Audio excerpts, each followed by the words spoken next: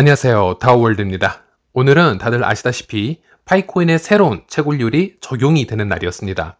일단 메인 화면을 보시면요. 기본 채굴률이 낮아졌다라는 문구가 제일 위에 표시가 되어 있고요. 새로운 부스트 보상이 파이데이 때, 즉 3월 14일에 선보일 것이다. 이렇게 얘기를 하고 있습니다. 이미 여기에 대해서는 많은 분들이 기본적인 정보를 다 보고 들으셨기 때문에 그냥 요약 정리 위주로 해석을 해드리고 이어서 간단하게 KYC 관련해서 좀 정보를 공유해 드리도록 하겠습니다. 제일 먼저 기본 채굴률은 시간당 약 0.1파이에서 시간당 약 0.024파이로 하락되었습니다. 대략 반의 반 토막으로 속도가 줄었다 이렇게 얘기할 수 있겠는데요. 4분의 1 정도로 속도가 줄었다 이렇게 생각을 하시면 될 것 같고요. 이전에 기본 채굴률도 시간당 그냥 0.1파이 이렇게 나왔었는데요. 이번에는 소수점을 좀 늘려서 좀 더 정확한 표현을 쓰고 있는 것을 볼 수 있었습니다. 그래서 시간당 약 0.098파이 이렇게 지금 언급을 하고 있네요. 그리고 메인 화면에서 현재 움직이고 있는 파이코인의 소수점을 확인해 보시면 한 자리가 더 늘었다라는 것을 확인할 수 있었습니다.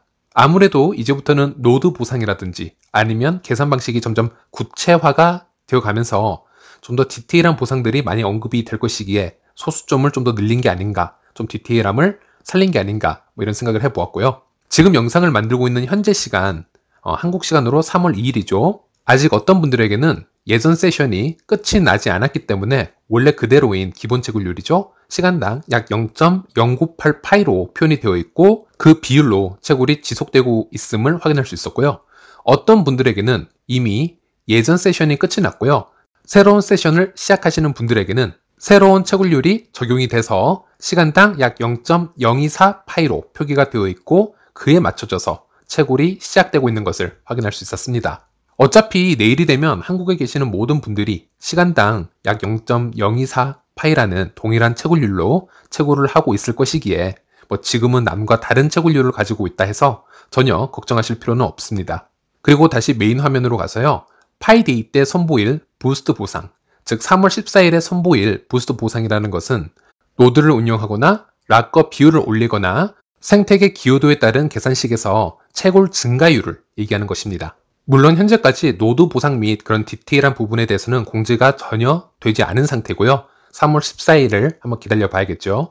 그리고 3월 14일이라면 아무래도 한국은 미국과 시차가 있다 보니 한국 시간으로는 대략 3월 15일 정도에 업데이트가 될 듯 합니다. 그리고 여기 버튼을 누르게 되면 긴 글들을 볼 수가 있는데 중요 부분만 언급을 해드리자면 지금 알려드리고 있는 새로운 채굴 메커니즘은 KYC와는 독립적으로 병행하는 방향으로 진행이 될 것이다 라고 얘기를 합니다. 그러니 일단 이 채굴률에만 집중을 하시면 될 것 같고요. KYC는 조금 이따가 잠시 또 얘기를 해드리도록 하겠습니다. 그리고 이 기본 채굴률 시간당 0.024파이는 매월 재계산이 되어서 변경이 되는 알고리즘을 가지고 있다고 합니다. 알고리즘 특성상 매월, 즉 월별로 계산이 될 수도 있고 일별로, 즉 매일 계산이 될 수도 있다 하지만 일단은 매월 변동이 될 것이라고 하고요. 여기서 변동이라는 말은 조금씩 채굴률이 낮아진다라는 얘기가 되겠지요. 파이코인의 최대 발행량은 1000억 개이고요. 그중 650억 개가 우리 파이오니어들의 채굴에 의해 분배가 될 겁니다. 개발진은 그중 약 300억 개 정도가 이미 채굴이 된 것으로 추정을 하고 있고요. 앞으로 350억 개 정도의 채굴량이 더 남아있을 거다. 이런 전제에서 이 계산식을 디자인하였다고 합니다. 이 기본 채굴률이 매월 동적으로 변화함에 따라 650억 개의 초과량이 절대 나오지 않도록 계산식을 만들어 놨다. 이렇게 얘기를 하고 있네요. 이 계산식은 상당히 복잡하게 들릴 수 있으므로 그 이상의 깊은 설명은 스킵하도록 하겠습니다. 그러고 보면 오늘 채굴률 관련 업데이트는 이게 다라고 보시면 됩니다. 어찌 보면 상당히 간단한 업데이트라고 할 수 있겠는데요. 3월에 약 2주간은 이 반의 반토막 난 채굴률로 쭉 열심히 채굴을 하시면 되겠고요. 3월 14일 날에 한국 날짜로 3월 15일에 새로운 메커니즘이 나온다고 하니 그때 되면 제가 영상을 통해서 다시 정보를 공유해 드리도록 하겠습니다. 그리고 마지막으로 KYC 관련 업데이트도 잠시 해드리려고 하는데요. 정말 많은 분들이 KYC 관련해서 이 부분들이 빠르게 진행되고 있지 않기 때문에 많이 실망을 하신 분들도 계실 거고요. 상당히 지금 스트레스를 받고 계시는데 그런데 니콜라스가 최근에 이 KYC 관련해서 디벨로퍼 채팅창에서 여러 질문에 답변을 남긴 부분이 있어서 제가 좀 공유를 해드리려고 합니다. 첫 번째로 질문이 있었는데요. 왜 개발팀은 대량으로 진행될 KYC 솔루션에 대한 디테일한 언급이 없느냐라는 질문이 있었고요. 여기에 니콜라스가 직접 답변을 했습니다. 지금 이 대량으로 진행될 KYC에 대해서 정말 일을 열심히 하고 있다. 조만간 완성이 될 것이다.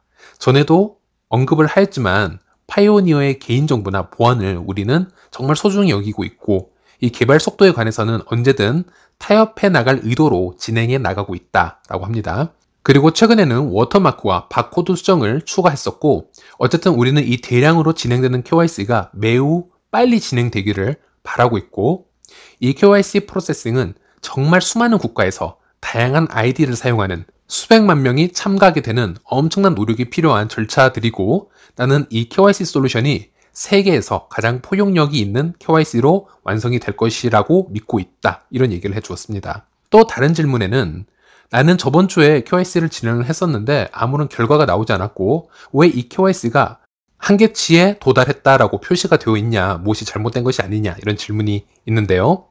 니콜라스는 여기에 대해서 걱정을 할 필요가 없다. 당신은 다시 KYC 문서를 제출할 필요가 없다. 그냥 기다리면 된다. 라고 얘기를 하고 있고요.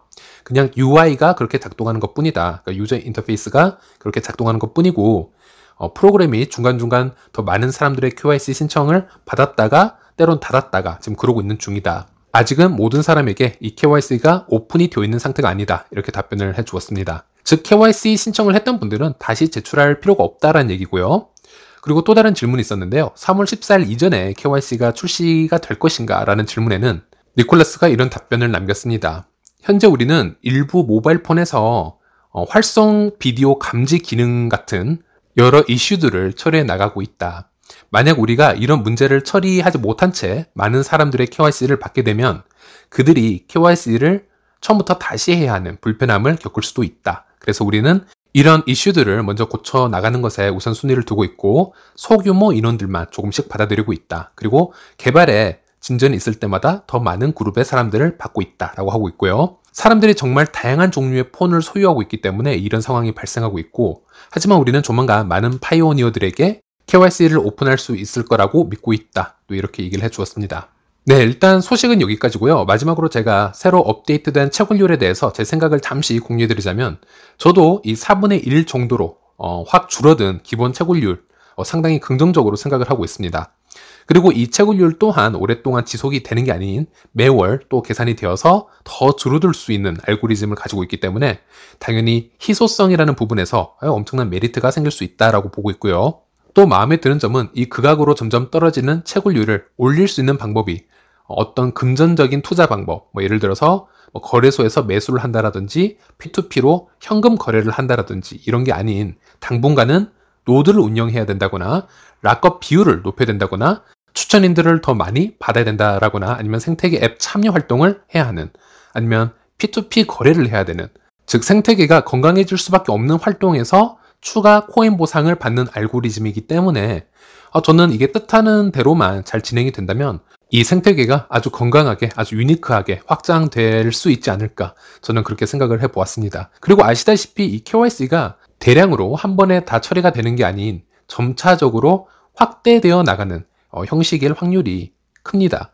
예전부터 이 KYC 관련해서는 개발팀에서는 자주 이 영어 단어인 배지라는 단어를 자주 이용을 했습니다. KYC를 오픈하는 것도 소그룹에서 대그룹으로 확장시켜 나가는 그런 표현을 했었고요. 아니면 이 배지라는 단위로 KYC 문서를 제출한 후에도 바로 개별적으로 통과가 되는 게 아닌 배지 단위로 통과가 되고 메인넷 지갑으로 파이코인이 들어갈 것이다. 이런 얘기들을 해왔었는데요. 물론 이런 말씀을 드리기 좀 죄송한 부분도 있지만 이런 KYC 절차가 가격 방어에 도움이 될 수도 있지 않을까 저는 생각을 하고 있습니다. 물론 이것이 개발진이 의도한 것이라고는 절대 생각을 하고 있지는 않고요. 이 부분은 기술적인 부분, 법률적인 부분을 하나씩 체크해 나가다 보니 시간이 걸린다라고 생각을 하고 있지만 동시에 모든 파이오니어들이 메인넷에서 파이코인을 받아서 이용하는 것보다는 이렇게 점차적으로 허락된 유저들만 P2P 거래를 시작해 나간다면 많은 사람들이 이런 건전한 P2P 거래를 지켜보면서 모니터링을 해가면서 쉽게 덤핑할 생각보다는 파이코인의 가치라는 부분을 좀 더 깊이 생각해 볼 수 있는 그런 기회가 되지 않을까 그런 생각을 한번 해보았고요. 물론 저도 이 KYC를 아직 못한 상태고요. 아직 신청할 생각도 딱히 없는 상태입니다. 지금 서두르진 않고 있는데 많은 분들이 KYC 때문에 또 스트레스를 받고 계셔서 이런 말씀을 드리기 좀 죄송한 부분도 있습니다. 어쨌든 이런 부분의 업데이트를 좀 공유를 하면서 이렇게 기다리다 보면은 좀 더 도움이 되지 않을까 해서 제가 이 영상을 찍게 됐고요. 네, 오늘은 여기까지고요. 다음 영상에서 다시 찾아뵙도록 하겠습니다. 시청해주셔서 감사합니다.